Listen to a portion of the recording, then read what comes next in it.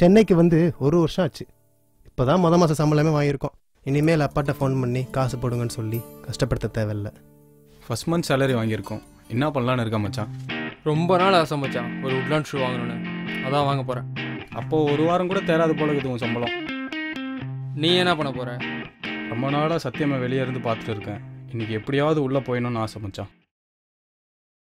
ஓ, மாத சம்பளம்னா இப்படி தான் செலவு பண்ணணுமோ? நம்மளும் மேலே போய் உட்காந்து யோசிப்போம்.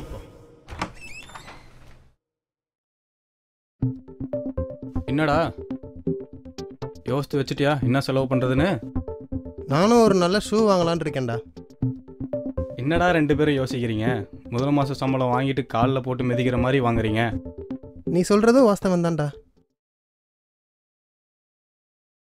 எல்லாரும் ஒரு பெரிய ஹோட்டல் போய் சாப்பிடுவோமா? செலவை நான் பார்த்துக்கிறேன். ஓகே மச்சான். இல்லை மச்சான், பட்ஜெட் இடிக்கும். சே, பேசாமல் நம்மளும் படத்துக்கே போயிடுவோமா? எதுக்கு வேணாம். என்னதான் பண்ணுறது? சம்பளத்தை அப்படியே பேங்க்கில் வச்சுருப்போமா? ஏதாச்சும் இப்போ செலவு பண்ணணுமே. சிங்கம் என்றால் எம் தந்தைதான். ஹலோ, சொல்லுங்கப்பா. மாத சம்பளம் வந்துச்சுப்பா.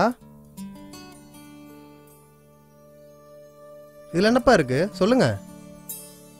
1500 தானே? நான் போட்டுறேன்ப்பா, நீங்கள் வச்சுருங்க.